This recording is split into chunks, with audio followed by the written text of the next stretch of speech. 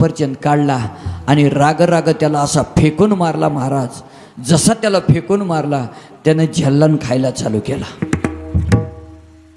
मी करायला गेलो काय, राग राग त्याला फेकून मारतो म्हणजे मी त्याला पापच करायला गेलो. आणि घडलं काय, पुण्य घडलं. पाप आणि पुण्य करायचं तुमच्या माझ्या हातामध्ये नाही बरं का. आणि पाप पुण्य करून मनुष्य जन्म प्राप्त होतो. परमार्थ आवडणं तेवढं सोपं नाही, भक्ती आवडणं तेवढं सोपं नाही. अनेक जन्माचं पुण्य लागतंय, एका जन्माच्या पुण्याने काहीच होत नाही. म्हणून आमचे नामदेवराय म्हणतात जन्मीचे सुकृत पदारी, अनंत जन्मीचे सुकृत पदारी, अनंत जन्मीचे सुकृत पदारी, अनंत जन्मीचे सुकृत पदारी. मुखी हरी पैठा होय, त्याचे मुखी हरी पैठा होय.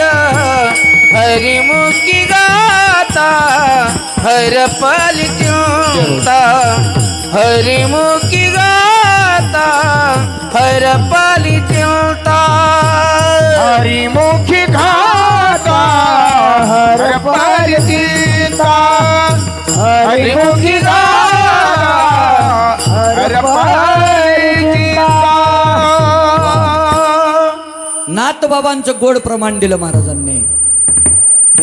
अनंत जन्माचे सुकृत पदरे, अनंत जन्माचं पुण्य लागतंय तेव्हा मनुष्य जन्म आहे.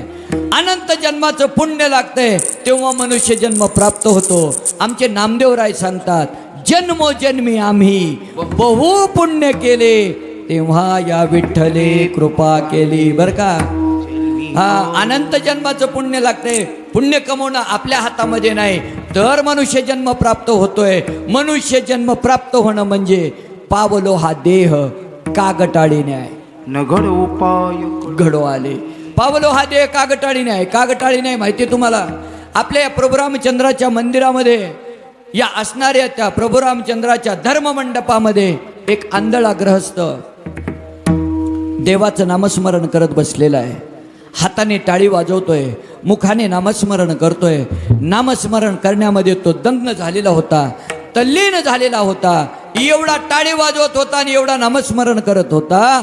जशी त्याने एकदा टाळी वाजवली, जशी टाळी वाजवली, त्याच्या हातामध्ये टाळीमध्ये कावळा आला. कोणाच्या? आंधळ्याच्या. कळतं नाही कीर्तन? लक्षात येते बोललेलं कसं? गुंगून नाही होत, नाही येते नाही क्लिअर ऐकू. आंधळ्याच्या टाळीमध्ये कावळा आला.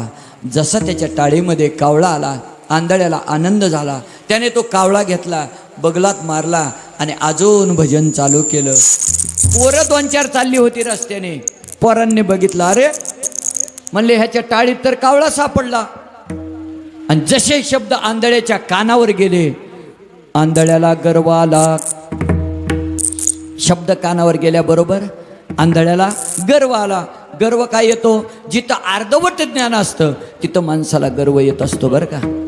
आमच्या माऊल्यांना प्रश्न आहे, आपल्याकडे ते हातपंप आहेत ना, इकडं हातपंप, तुमच्याकडं हातपंप, ते हापसा जुन्या पद्धतीचं हापसं. आता काय सगळीकडे नळ योजना झाली. हापसं आहेत ना, पहिलं नाहीत का? आता नाहीत, पण पहिलं होतं. हां, आमची माऊली महाराज तिकडे जावं, हापश्यावर पाण्याला हांडा भरावा आणि तो पाण्याचा हांडा अर्धाच भरायचा, पूर्ण नाही भरायचा. किती भरायचा? अर्धा हांडा भरायचा, कमरेवरती घ्यायचा आणि तो हांडा घेऊन तुम्ही घराकडे चालत यायचं. ज्या वेळेस तुम्ही चालत येता, कमरेपासून खाली तुम्ही भिजल्याशिवाय राहणार नाही. पण तोच हांडा तुम्ही पूर्ण भरा, घागर पूर्ण भरा, कळशी पूर्ण भरा. 3ही भांडी डोक्यावर चुंबळ घ्या आणि ती भांडी एकावर एक ठेवा. तुम्ही न धरता घरापर्यंत घेऊन येणार. पण कधी पूर्ण भरलेली असतील तर जी सरस्वती माता ज्ञान प्रवाहित करते आपल्याला, ज्या सरस्वती मातेनं ज्ञानाची उत्पत्ती केली, त्या सरस्वतीला सुद्धा भीती होती, मला जर अहंकार झाला तर,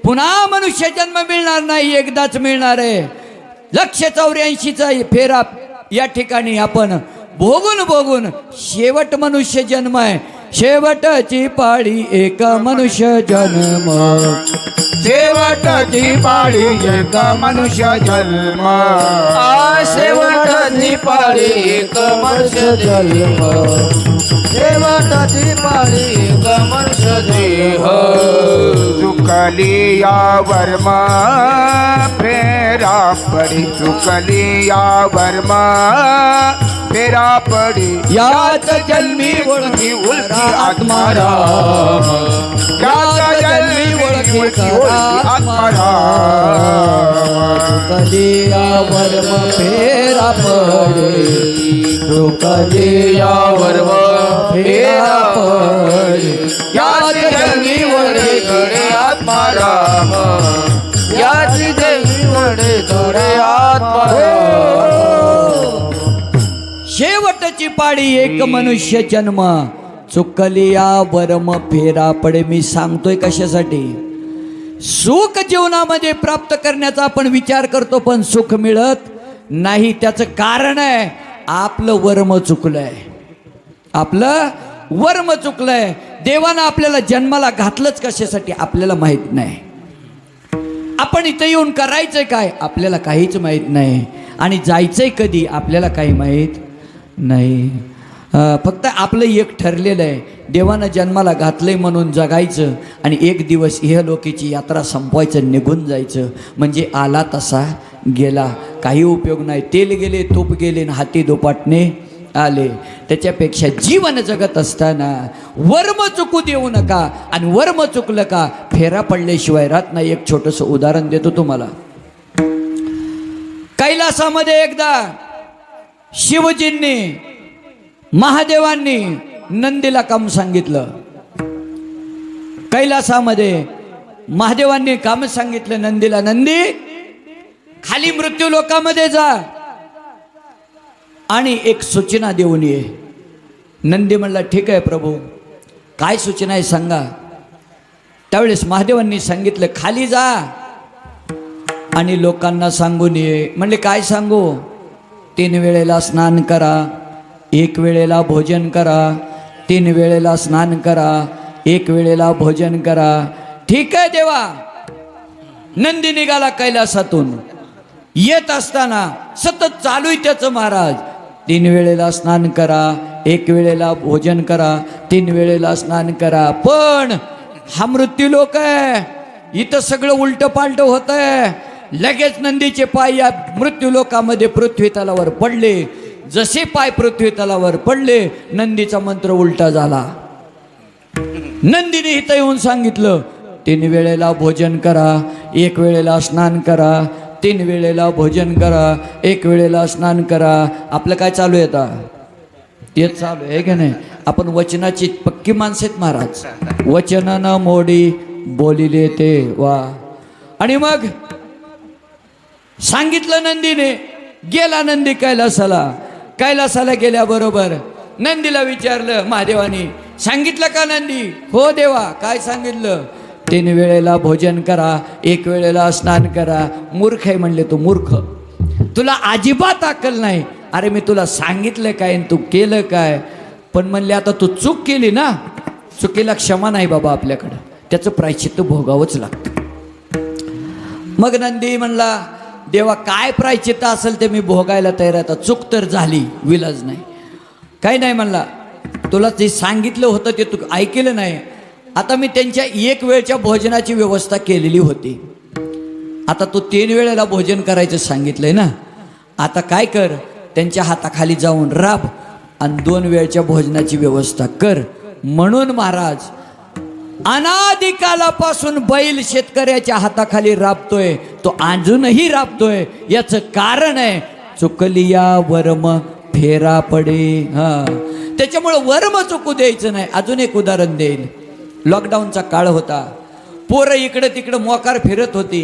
4 पोरं मित्र होती. त्या 4घांनी विचार केला, आपण म्हणले जरा काहीतरी 4 मिळून धंदा टाकू. कारण धंदा टाकण्यासाठी एकट्याकडं काय कुणाकडं भांडवल एवढं नाही. मग 4 मिळून 10-5 रुपये करून धंदा टाकू. म्हणले टाकू. म्हणले काय टाकायचा धंदा?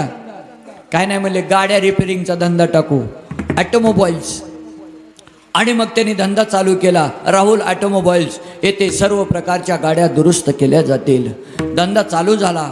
1 महिन्याचा कालावधी उलटला, एकही गिराईक त्या दुकानाला आलं नाही महाराज. आणि मग हे निराश झाली, हताश झाली. अरे आपण एवढं धंद्यामध्ये पैसे गुंतवले आणि एकही गिराईक येत नाही, करायचं काय? काय नाही म्हणले, दुसरा चालू करू. म्हणले दुसरं काय करायचं? म्हणले चहाचं हॉटेल टाकू. टाकलं चहाचं हॉटेल.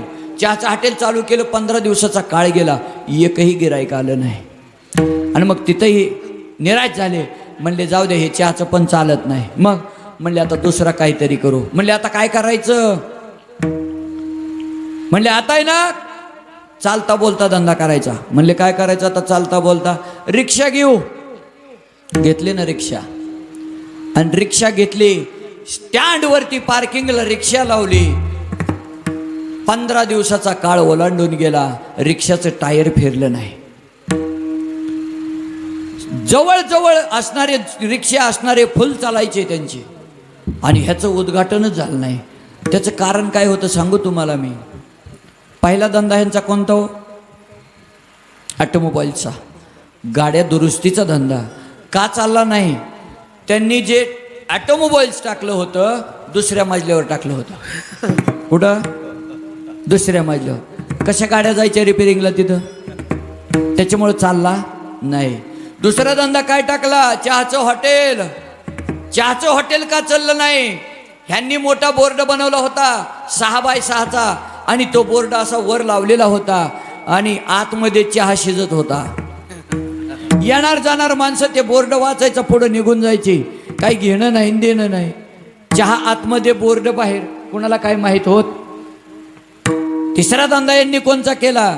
तिसरा धंदा केला रिक्षाचा. का रिक्षाचा धंदा चालला नाही? हे होते 4 जण. 3 जण पाठीमागच्या सीटवर बसलेले राहायचे कायम, आणि एक पुढच्या सीटवर होता हँडल धरून. येणारे प्रवासी विचार करायचे, हा रिक्षा भरलाय, चला पुढच्या रिक्षाने. एकही धंदा का चालला नाही? त्याचं कारण आहे वर्म चुकलं. म्हणून जीवनामध्ये वर्म चुकू देऊ नका. जगद्गुरु तुकोबाराय म्हणले, माझ्या जीवनामध्ये मी कधी वर्म चुकू दिलं नाही. माझ्या बापदादाची एवढी इस्टेट होती, माझ्या बापदादाच्या एवढ्या सावकारकीच्या वह्या होत्या. सगळ्या वह्या इंद्रायणीच्या तीरावरती आणून गाडी उलटून दिली. सगळ्या इंद्रायणीमध्ये वह्या फेकून दिल्या, वाहून गेल्या. पण कधी त्याचा मी विचार केला नाही. पत्नी अन्न करून मेली, कधी त्याचा विचार केला नाही. संसार उद्ध्वस्त झाला, कधी संसाराचा उद्ध्वस्त झालेला संसाराचा विचार कधी केला नाही. म्हणून जीवनामध्ये परमार्थ करत असताना, भक्ती करत असताना त्याग महत्वाचा आहे. माणसाचं जीवन हे भोगासाठी नसून त्यागासाठी. महाराज, जे भोगासाठी जगतात त्याची समाज कधी पूजा करत नसतो, आणि ज्यांनी त्यागासाठी जीवन समर्पित केलेलं आहे त्यांच्या गळ्यात हार पडत असतो. विठाला विठाला विठाला विठाला विठाला विठाला विठाला विठाला विठाला विठाला विठाला. पाठीमाग 1919 साली या भारत मातीसाठी, या देशासाठी 3 जवानांनी बलिदान दिलं. तो आजचा दिवस आहे, शहीद दिवस. या बलिदानामध्ये भगतसिंग, राजगुरू आणि सुखदेव याच्यातलं मेन पार्ट, मेन जर कोण असेल तर भगतसिंग. त्या भगतसिंगाच्या जीवनामध्ये नियम होता. जीवनामध्ये माणसाचे नियम असला पाहिजे. भगतसिंगाच्या जीवनामध्ये नियम होता. भगतसिंग दररोज जोर बैठका काढायचे. असं पिळदार शरीर असणाऱ्या भगतसिंगांना राखलेलं होतं. जालियनवाला बाग हत्याकांड झाला. भगतसिंगांना दोषी ठरवण्यात आलं. भगतसिंगांची रवानगी जेलमध्ये करण्यात आली. ते भगतसिंग जेलमध्ये असताना एकही दिवस त्यांच्या जीवनातला त्यांनी नियम मोडला नाही. त्यांच्या जीवनामध्ये नियम होता. दररोज जोर बैठका काढायच्या, उठाबशा काढायच्या, अंगातून शरीरातून घाम काढायचा. आणि बघता बघता केस बोर्डावर आली, आणि एके दिवशी कोर्टाने निकाल दिला. भगतसिंगांना फाशी ठरली. भगतसिंगांचा फाशीचा दिवस निश्चित झाला. बघता बघता भगतसिंगांचा फाशीचा दिवस उजाडला. तो जेलर